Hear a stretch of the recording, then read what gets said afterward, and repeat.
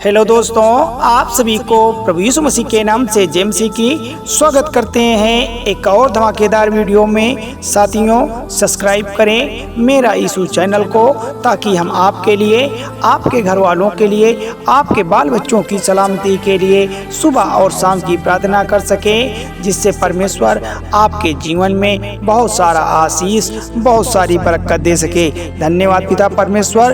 तो जितने भी आज पिता परमेश्वर की बेटियां, जितने भी मसीह भाई बहन इस प्रार्थना में शामिल हुए हैं, पिता परमेश्वर उन्हें आशीष दे, उन्हें बरकत दे। हे पिता परमेश्वर, आपकी स्तुति हो, आपकी महिमा हो। मैं फिर से आप सभी का स्वागत करता हूं हमारे एक और नए वीडियो में।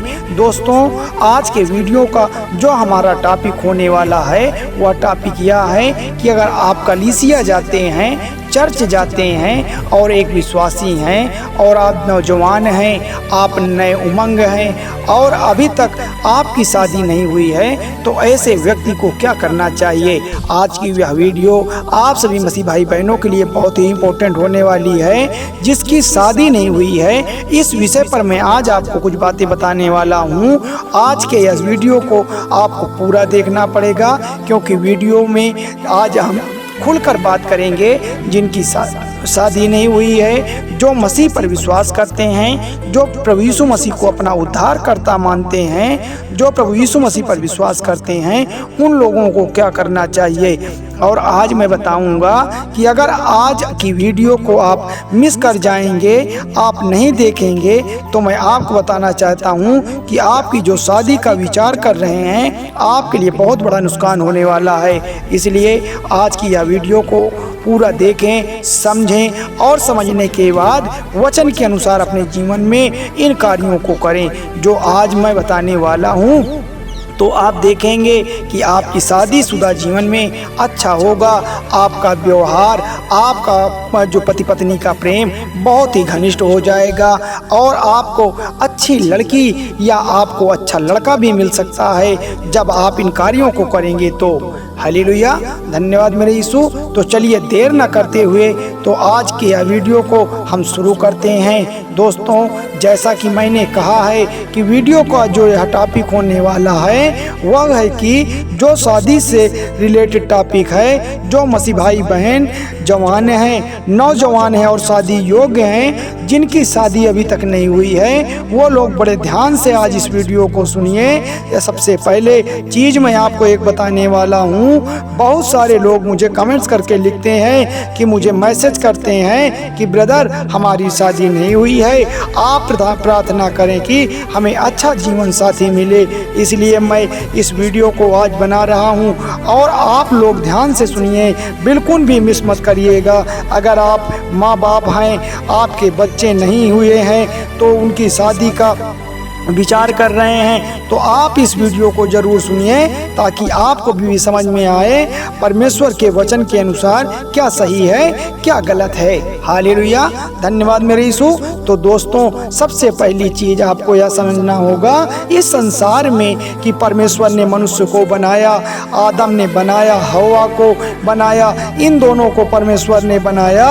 एक मनुष्य जो इंसान है उसमें से एक नर है और एक वे वचन को अगर हम पढ़ते हैं कि उत्पत्ति का उसका 2 अध्याय और 18 आयत में इस प्रकार से लिखा हुआ है, फिर यहोवा परमेश्वर ने कहा कि आदम का अकेला रहना अच्छा नहीं, मैं उसके लिए एक जैसा सहायक बनाऊंगा जो उससे मेल खाए। जी हाँ, परमेश्वर भी जब आदम के लिए स्त्री को बना रहे थे, तब उसने मेल खाने वाली स्त्री को बनाए रखा। उसके लिए याद रखिए, आदम से हवा को निकालने से पहले, उसके हड्डी के द्वारा बनाने से पहले परमेश्वर ने आदम के पास समस्त जितने भी जानवर थे, जो भी परमेश्वर ने बनाया है, उन सबको लाकर देखा कि उससे कोई मेल नहीं खा रहा। मेरे प्यारे भाई बहनों, यह प्रार्थना आपके लिए बहुत ही इम्पोर्टेंट होने वाली है। जब पिता परमेश्वर उस स्त्री को बना रहे थे तो अपने बनाए हुए सभी समस्त जानवरों को नज़दीक में लाया, लेकिन उनसे कोई भी मेल नहीं खा रहा था, लेकिन कोई भी उससे मेल नहीं खा रहा था। इसलिए परमेश्वर ने उसी में से उसको जैसा एक इंसान बनाया ताकि उससे मेल खाए। तो इस बात को विशेष गौर से सुनिएगा। परमेश्वर ने कहा है जो आदम से मेल खाए, जी हाँ, जो आदम से मेल खाए। आज बहुत सारे मसीह भाई बहन शादी के लिए तड़प रहे हैं। बहुत सारे लोग मुझे मैसेज करते हैं कि हमारी शादी नहीं हुई, हमें बहुत खूबसूरत लड़की की ज़रूरत है, वो हमारी शादी नहीं हो रही है, हमें जल्दी से शादी करवा दीजिए, जल्दी से परमेश्वर हमारी शादी करा दे, इसके लिए आप प्रार्थना करो। इस तरह से मेरे पास मैसेज भी आते हैं लोगों का। तो मैं आपको क्या कहना चाहता हूँ, देखिए, हर एक व्यक्ति के लिए परमेश्वर ने एक जीवन साथी चुन रखा है। क्या चुन रखा है? एक जीवन साथी परमेश्वर ने हर व्यक्ति के लिए चुन रखा है। चाहे वह लड़का हो, चाहे वह लड़की हो, चाहे वह बहन हो, चाहे वह भाई हो, इसके लिए पिता परमेश्वर ने हर प्राणी के लिए एक लड़का चुन रखा है, एक लड़की चुन रखा है। लेकिन सबसे इम्पोर्टेंट चीज़ जो है आपके जीवन में होनी चाहिए, वह क्या?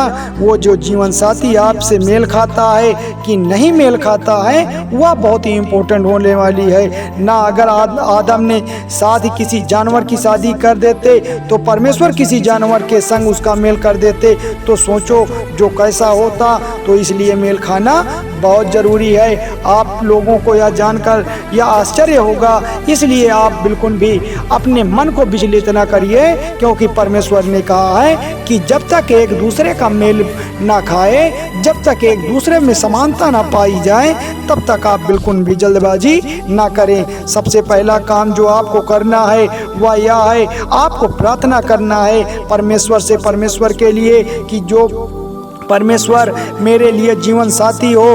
आपके वचन के अनुसार आप खुद अपने लिए जीवन साथी ढूंढ निकालने में बहुत सारे लोगों ने खुद चुन लेते हैं कि मेरे लिए जीवन साथी है, मैं इससे ही शादी करूंगा।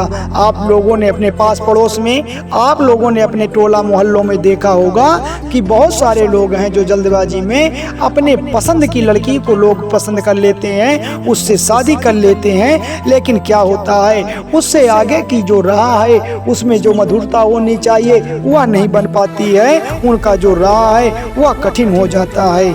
मेरे प्यारे मसीह साथियों, परमेश्वर ने जब हमारे लिए एक सुंदर सा जोड़ा बनाया है, जब हमारे लिए उस योग्य लड़की को रचा है, तो हमें बिल्कुल भी जल्दबाजी करने की ज़रूरत नहीं है, क्योंकि परमेश्वर हमारे निकट है, परमेश्वर हमारी ओर देख रहा है। तो बहुत सारे ऐसे लोग होंगे जिन्होंने परमेश्वर से प्रार्थना की कि हे पिता परमेश्वर, मेरे ज़िंदगी के लिए, मेरे घर परिवार की खुशहाली के लिए, मेरा जो सुयोग्य जोड़ा है, मेरे लिए जो सुंदर सी लड़की की आपने स्थापना की है, जो मेरे लिए एक सुंदर सा लड़का की जो उत्पत्ति की है, हे परमेश्वर मुझे उसी के साथ मेरे संबंध को जोड़ दीजिए। मेरे प्यारे मसीह साथियों, बहुत सारे ऐसे लोगों को जानता हूँ जिनकी शादीशुदा ज़िंदगी बिल्कुल बर्बादी की ओर खड़ी है, बर्बादी के कगार पर खड़ी है। वो आपस में लड़ते हैं। एक समय उन्होंने लव मैरिज कर लिया था, एक समय उन्होंने किसी की बातों को नहीं समझा था, किसी की बातों को वैल्यू नहीं की थी।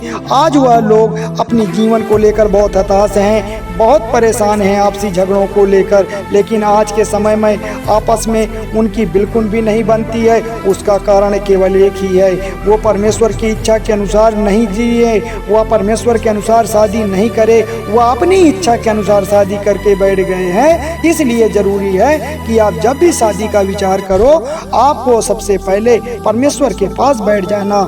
अगर आपको लगता है कि आपकी शादी की उम्र हो गई है, यदि आपको लगता है कि आपके 7 बच्चों की शादी की उम्र हो गई है, आप परमेश्वर के पास बैठिए, परमेश्वर की प्रार्थना कीजिए। मेरे लिए एक उत्तम जीवन साथी परमेश्वर आपकी ओर से होना चाहिए। जो भी लड़की का आपने निर्माण किया है, जो भी लड़के को आपने निर्माण किया है, आपको मिले। आप देखिए, कोई बात नहीं उससे परख, लेकिन कोई बात नहीं उसको परख लीजिए, लेकिन कोई बात नहीं, प्रार्थना करना मत छोड़िए, प्रार्थना करते रहिए। परमेश्वर आपको उत्तम देगा, परमेश्वर आपको उद्धार देगा, परमेश्वर आपको बरकत देगा। जो आपके लिए होगा वह परमेश्वर आपको देगा। वैसे ही आपके माँ बाप, आपके बड़े बुजुर्ग अपने बच्चों के लिए प्रार्थना करते हैं, उनके लिए जो जीवन साथी उनको मिले वह पिता परमेश्वर आपकी राह पर मिले, पिता परमेश्वर आपके आशीर्वाद से मिले, ताकि जो उनका जीवन है, ताकि उनके जो जीवन का समय होने वाला है वह सुखमय हो सके, वह किसी भी तकलीफ़ों में ना पड़े, वह किसी भी प्रकार की बुराइयों में ना फंसे। इसलिए पिता परमेश्वर से जीवन साथी के लिए प्रार्थना शुरू कर दीजिए। और बहुत सारी चीज़ें उनके बारे में मैं आपको बताना चाहता हूँ, लेकिन समय बहुत कम है, हमारा वीडियो छोटा है, तब तक इन कम समय में मैं पूरी बात आपको समझाना चाहता हूँ, इसलिए जल्दी से जल्दी आगे बढ़ना चाहता हूँ। कई बार क्या होता है कि न कि परमेश्वर की ओर से क्या उत्तम चीज़ें ज़रूरी होनी है, मैं जैसे ना कहा ना परमेश्वर की ओर से होना चाहिए ना। मैंने एक बार भी आपको पहले भी बता चुका है कि जो भी होना चाहिए वह परमेश्वर की ओर से होना चाहिए। अगर हम नीति वचन पढ़ते हैं उसके 18 अध्याय और उसके 22 पद में इस प्रकार से साफ रीति से लिखा है, जिसने इस स्त्री बिहाली है उसमें उत्तम पदार्थ पाया और यहोवा का अनुग्रह उस पर हुआ। देखिए परमेश्वर का वचन कहता है, इसलिए स्त्री ब्याह ली यानी कि शादी कर ली, उसने उत्तम पदार्थ है जो वह परमेश्वर की ओर से पाया और परमेश्वर का अनुग्रह उस पर होगा, यहोवा का अनुग्रह उस पर हुआ है। अगर आपके जो पत्नी है या पति है आपको मिलेगा, अगर वो परमेश्वर की ओर से है, अगर वो परमेश्वर की प्रार्थना करके आपको प्राप्त किया है, वो आपके लिए उत्तम होगा। कब उत्तम होगा? आपके जीवन साथी आपके लिए जब वो परमेश्वर की इच्छा के अनुसार हो। इसलिए आपके मन में आप चाहते हैं मेरी पत्नी ऐसी होनी चाहिए, मेरा पति इस तरह से होना चाहिए, वह पढ़ी लिखी हो, या मैं जैसा बता रहा हूँ बहुत सारे लोगों के मायने में अलग अलग तरीके की बातें चलती रहती है कि मेरी पत्नी इस तरह से होनी चाहिए, मैं इस तरह से चाहता हूँ, मैं ऐसा पति चाहता हूँ। देखिए ये आपकी और हमारी सोच है, लेकिन हमारा पिता परमेश्वर, हमारा यहोवा, हमारा पापा यीशु हमारे भविष्य के विषय में जानते हैं। परमेश्वर को पता है कल हमारे साथ क्या होगा क्या नहीं होगा। इसलिए मैं आपको ज़रूरतें जानता हूँ, इसलिए मैं अपनी ज़रूरतों से ज़्यादा परमेश्वर की इच्छाओं पर ध्यान दे रहे हूँ। वो हमारे लिए ज़रूरत से ज़्यादा इसलिए भी हमारी तकलीफ़ों को उठाते हैं क्योंकि पिता परमेश्वर हमसे बहुत प्रेम करते हैं। आप प्रार्थना में बैठें, अपने लिए जीवन साथी के लिए प्रार्थना करिए, परमेश्वर के लिए ऐसे जीवन साथी हो जो आपके वचन और आपके बताए हुए मार्ग और पिता परमेश्वर के अधीन चले और वह पिता परमेश्वर के मानने वाले हों। देखिए जो व्यक्ति परमेश्वर का वचन का और उनके मान्यताओं को मान देता है, जो उनकी बातों को, जो उनके बताए हुए राह को अपनाता है, वह जीवन में हमेशा उत्तम होता है, उसका कभी बुरा नहीं हो सकता है, क्योंकि पिता परमेश्वर उसी को उद्धार देते हैं। इसलिए पिता परमेश्वर को मौका दीजिए आपके लिए जीवन साथी चुनने के लिए। आप जब भी किसी कार्य के लिए निकलते हैं, आप अपने दिमाग में केवल उस कार्य को लेकर के ही आगे बढ़ें, न कि इधर उधर की बातों को लेकर अपने मन में ठेस पहुंचाएं। आप प्रार्थना करिए कि प्रभु ज़रूरत आपके लिए प्रभु उत्तम जीवन साथी देंगे।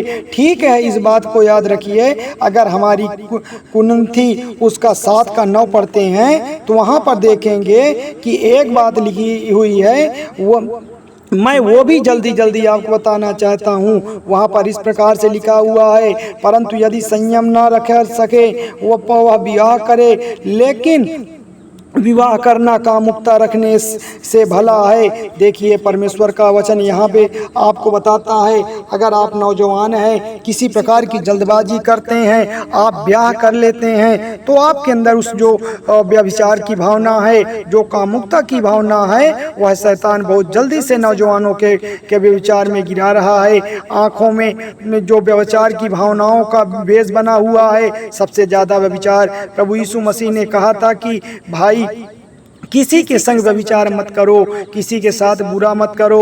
अगर किसी दूसरी की स्त्री को अगर आपने गलत निगाहों से देख लिया है तो भी अपने मन में व्यभिचार कर चुके हो। इसलिए अगर आप देख रहे हैं आपके जीवन में गड़बड़ी हो रही है, आपके मन में इधर उधर भटक रहा है, आप किसी दूसरे की बहन बेटियों पर बुरी निगाह डाल रहे हैं, तो भाइयों आप देख रहे होंगे कि परमेश्वर आपकी ओर देख रहा है, इसलिए आपकी प्रार्थना सफल नहीं हो पाएगी और आप अंधकार की ओर चले जाएंगे। सबसे पहले यहाँ पर पौलुस कह रहे हैं कुरिन्थ की कलीसिया को कि भैया जिस जो संयम की बात करता है, जो संयम पर रहता है, पिता परमेश्वर उसको आशीष देता है। संयम कर पाता है वह शादी कर लीजिए, क्योंकि व्यभिचार करने से अच्छा है कि आप शादी कर लो। अगर आप शादी कर लोगे तो आपके जीवन जो है वह भी व्यभिचार से बचेगा। आप पराई स्त्री पर अपनी निगाह नहीं डाल पाओगे। परमेश्वर आपकी जरूरतों को पूरा करेगा। परमेश्वर के बताए हुए मार्ग पर अगर चलोगे तो परमेश्वर आपके जीवन की हर एक तकलीफों को हर लेगा। आज की जो प्रार्थना है मैं उन भाई बहनों के लिए बना रहा हूँ जो भाई बहन अभी शादी योग्य हैं, जिनके माता पिता अपनी बेटी बेटियों के लिए रिश्ते की बात करते हैं, रिश्ते के लिए ढूंढते हैं। मैं उन सब के लिए यह वीडियो बना रहा हूँ जो आज बहुत ज़रूरी होने वाली है। अगर आप इस वीडियो को पूरा सुनते हैं तो पिता परमेश्वर आपके लिए, आपके राह के लिए उत्तम मार्ग निकालेगा। आपके लिए उत्तम लड़की और लड़का की खोज करेगा जो आपके जीवन साथी होगा, जिससे आप अपना जीवन चलाएंगे। तभी तो पिता परमेश्वर आपको उद्धार देंगे। पिता परमेश्वर आपके जीवन की हर एक तकलीफों को, हर एक जरूरतों को पिता परमेश्वर पूरा करेंगे। इसलिए तमाम भाई बहन आज से ही अपने लिए अच्छे जीवन साथी के लिए पिता परमेश्वर के सामने प्रार्थना करें और उसी प्रकार करें जैसे माता पिता अपने बच्चों के लिए उत्तम जीवन साथी के लिए परमेश्वर से प्रार्थना करना शुरू करता है, ठीक उसी प्रकार से आप भी करिए ताकि परमेश्वर आपके लिए एक अच्छा सा जीवन साथी चुन सके। तो मेरे प्यारे मसीह साथियों, थोड़ी सी विनती उद्धारकर्ता प्रभु यीशु मसीह के नाम से मांगते हैं, सुनिए और कबूल करिएगा। धन्यवाद यीशु, धन्यवाद परमेश्वर, आमीन।